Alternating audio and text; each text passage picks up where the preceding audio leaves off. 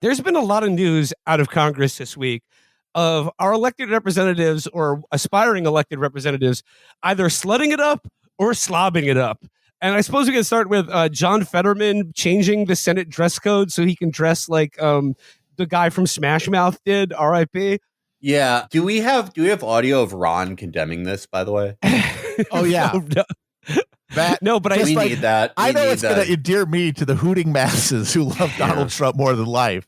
It's turning into the evil principal from a Rock and Roll High School sequel. Yeah. Governor DeSantis, 75% of the voters you have to win wear T-shirts that are so big that they're basically caftans. How do you respond? You guys want to hear some of that audio? Yeah. Put it up there. It's really good, I promise you. Yes. Governor, very nice suit you're wearing today, but some may say you're a little overdressed to go to Capitol Hill now. Oh, my gosh.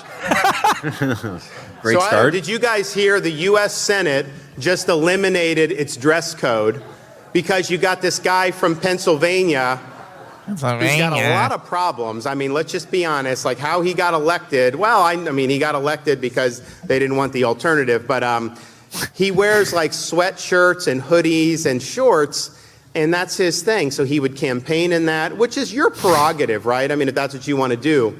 But to show up in the United States Senate with that and not have the decency to put on proper attire, I think it's disrespectful to the body.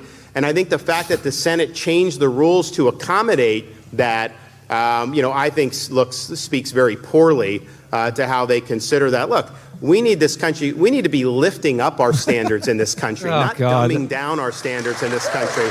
And this is an example why. Oh, perfect. All right, no, the people are going to prerogative. People are going to rally to the banner for this story. No. If there's one thing the American voters really care about in 2023, it's showing the proper respect for the United States Senate. But this does show, like Fetterman. I'm sorry, like if you are a electoral reformist who is seeking like some sort of dialectical synthesis who can like actually carry forward what you imagine could be a progressive version of the Democratic Party, and good luck if that's what you believe. Fetterman is like your fucking Quetzalcoatl here because he is the only one who, just by being who he is, actually breaks through the cultural polarities that like keep you in like a shrinking percentage of like working class voters. Like just by being a slob. Like if you look at his margins in Pennsylvania, and they were nailing him for that during the primary too, and they were nailing him for literally having a stroke, and he won at so many like Trump counties, and then he shows up at the Senate, and the Republicans, who should by this point know where their cultural bread is buttered, that they are, if they have a future, it is at the no college party, at the not wearing a suit party.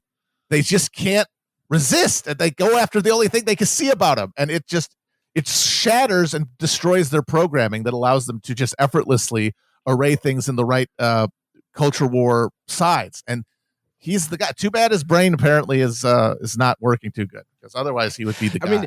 Better the XXL shorts and slide ons than a hospital gown. But I mean, I could care less if his brain works. Like if he votes right, I could put my hands over his eyes and he could think I could disappear. I don't care, whatever.